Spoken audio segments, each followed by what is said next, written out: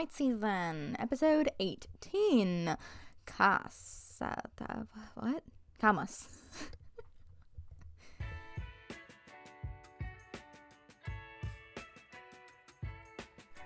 Hello there, everyone, and welcome back to Lady Qi'ra's Galactic Adventure, where we traverse the universe in our Correlian Corvette Cruiser, the Vindicator. I am, of course, your host on this excursion, Admiral Qi'ra of the Alliance to Restore the Republic. This time, we are continuing our exploration of the interior as we travel to the planet Caamas. If you have no questions, comments, or concerns, then make sure to bypass the compressor. Try on every single cape in Lando Calrissian's collection, and collect every kind of Stormtrooper uniform that you can get your hands on this week on Lady Qi'ra's Galactic Adventure. In canon, Caamas is an astronomical object located at M9 in the Sirius system in the core world, which we have no canon information on. Caamas is most well known for its art and cuisine. One of these things is the Caamas light sculptures, which were owned by one Lando Calrissian when he was in charge of Cloud City. He actually kept them in his office. Side note, have any of you actually heard Lando's full name? Because it literally sent me into the multiverse. Place your guesses down in the comments below, but his full name is, drumroll please, Landonus Balthazar Calrissian. It's just so fitting for him, simply because it's so extra, and he's so extra. But that's why we love him. So anyways. The other thing that I mentioned is that Caamas is most well known for is its cheese pie, apparently.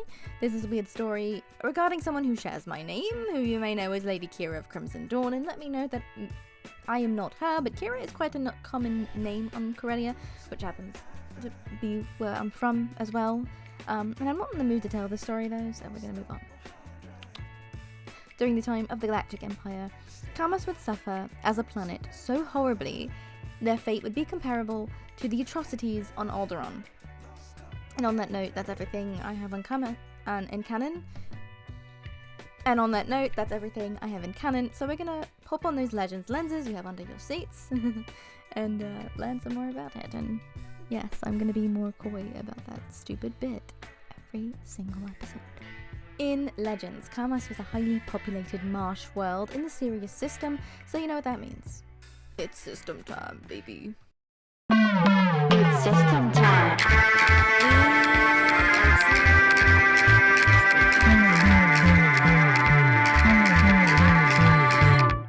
The Sirius system itself consists of 4 planets which revolve around one sun, Sirius. In the first orbital position, we have the planet Lys, an uninhabitable, searing molten rock with no moons. In the second orbital position is Caamas, which we will cover when we've covered everything not as cool as it. So in the third orbital position, we have Kamur. Kamur was a frozen rock that was orbited by a single moon/Daryl, and no, I will not be explaining the joke. Go check out more episodes for context. Moving on from the third orbital position, we have the fourth and final planet in the Sirius system, Caamas, which was a gas giant with 17 moons. And now that we are all done covering the Sirius system itself, let's head back to the second orbital position to talk about Caamas. Caamas is said to have no moons, a rotation period of 25 standard hours, and an orbital period of 375 standard days. Standard hours/days are in reference to the Coruscant cycle, by the way. Caamas was a terrestrial planet that once had a breathable atmosphere, as well as a temperate climate and standard gravity. It was once covered in jungles, marshes, steppes, and rolling hills. Now, knowing what it used to be, let's talk about the history that made it suffer the fate that is equal to Alderaan.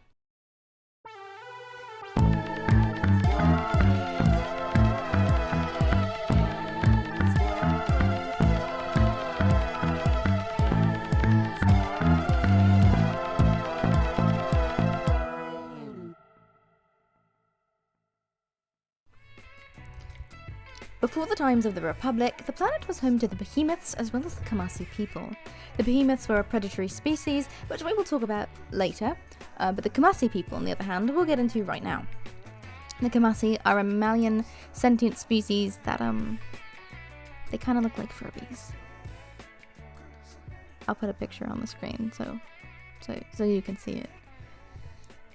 Their fur can be brown, grey, or golden, and they had a smell that is very similar to Correlian whiskey. There's a lot of Correlians in this episode, don't ask me why. They have 2 long arms with 3-fingered hands and pointed ears. They have yellow-red eyes and a snout full of teeth that give them an acute sense of smell. They have this incredible ability, the entirety of the species, called memory, that allows them to share vivid memories with their relatives as well as those who are strong in the Force, notably Jedi.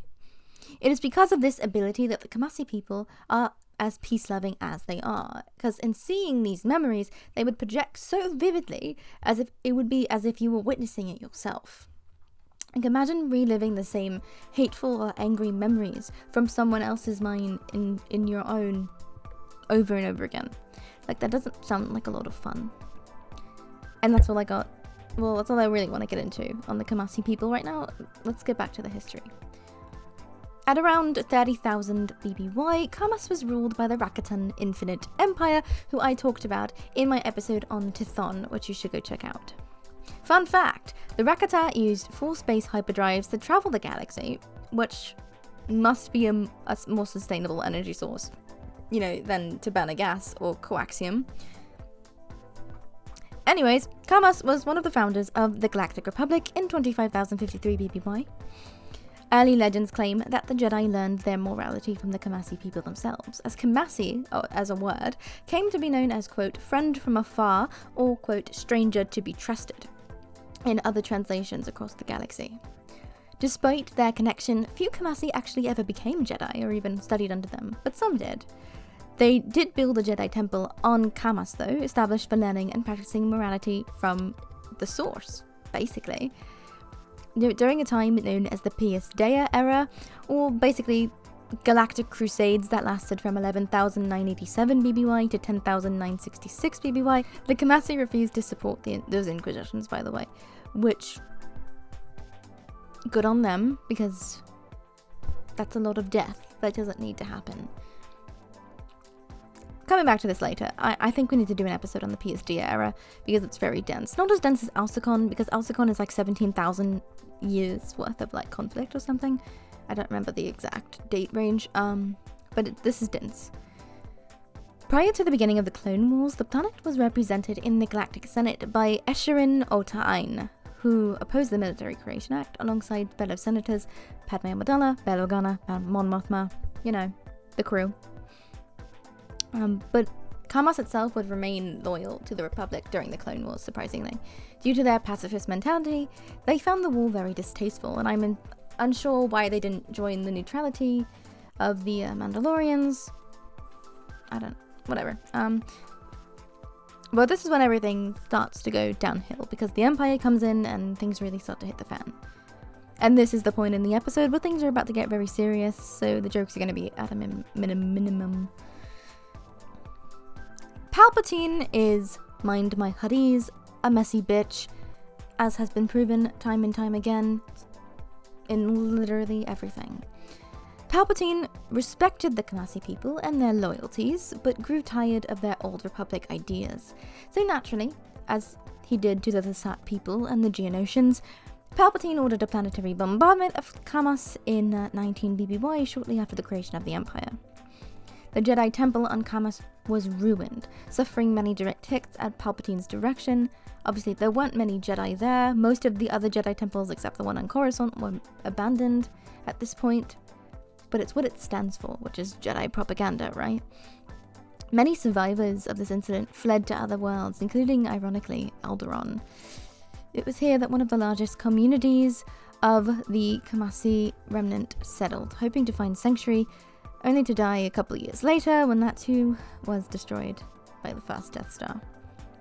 The hits just kept on coming, as sadly several years after the destruction of Caamas, a meteor hit the planet and carved a massive crater into its surface. And due to the immense ecological devastation, the flora and fauna of the planet had to rapidly evolve or go extinct entirely. One of these instances was the thorn snipper plant, a carnivorous shrub with woody branches and broad leaves which were covered with thousands of long thorns radiating off a short, thick trunk.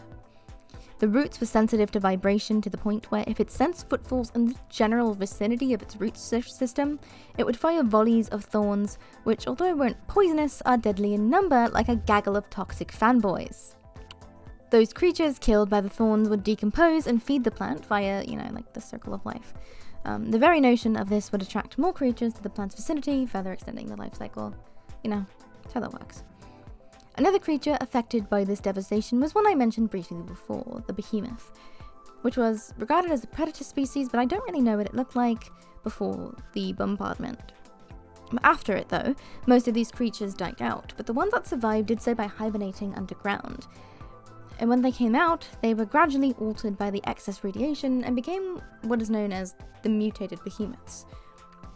These had 6 legs with clawed feet and were covered by uneven patches of fur, exposing a scaly hide. They also had oblong heads with bony ridges and many sharp teeth, and the picture of that is just, you know, the "didn't I do it for you, dog?" But let's not. With your sleep paralysis demon out of the way, let's move on. If the wildlife isn't enough to prove how bad the destruction was, here is a quote from Wikipedia that describes the physical damage. After the Imperial bombardment, nearly all flora and fauna either disappeared or were mutated beyond recognition. Caamas became a barren waste, and without vegetation to release oxygen, the atmosphere became toxic and unbreathable. Bombardment kicked up smoke and dust into the air, and the surface became racked with dust storms and falling soot, eroding the surface and sending dirt and mud into the oceans. The water, once teeming with sea life, became muddy, polluted, and stagnant, and lifeless. What the Empire did to this planet is on the same level of destruction as Scarif, Lasan, Geonosis. Heartless and unfathomable. So many people died in these atrocities. So many people, so many creatures, right? Granted, the Empire displays a fair bit of xenophobia, so it shouldn't be a shock to anyone that they're going to try and genocide alien species, especially if they're linked to the Jedi. But what about the soldiers, the stormtroopers, who literally had to melt the Lasat people? What would they say before their maker to trying to get into whatever afterlife that they believe in? Because I know in Rebels, we had to see Kallus kind of go through that process himself, but what about the rest of them? What the officers who carry out the orders of the Empire and those above them, the generals, the admirals, the grand admirals, etc., they're definitely in on the plan and are there to cause harm. That's their entire job description. But what about the technicians on board the Star Destroyers?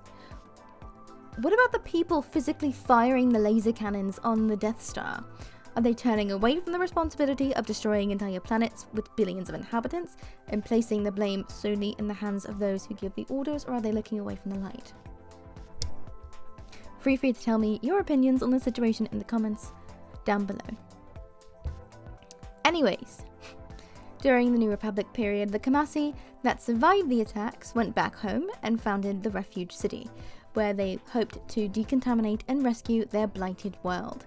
And just south of it lay a crater that had been caused by the meteor strike, which the Bothans used as a waste dump for 50,000 credits a year, all of the proceeds to which would be funneled back into the decontamination efforts. And on that note, that's everything I got for you today.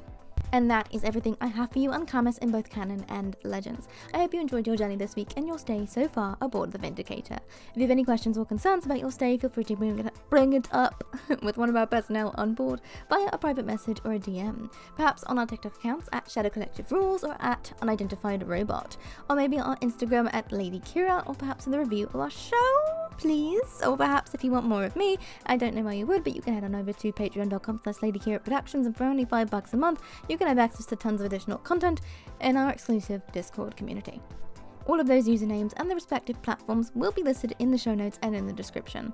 Next time, we will be journeying to Alderaan and whatever cool worlds I can cover in an hour or less. Until next time, my friends, companions, and droids, may the Force be with you all. And also on that note, next week's episode is also probably going to be very sad. Unless I need extra time for the research.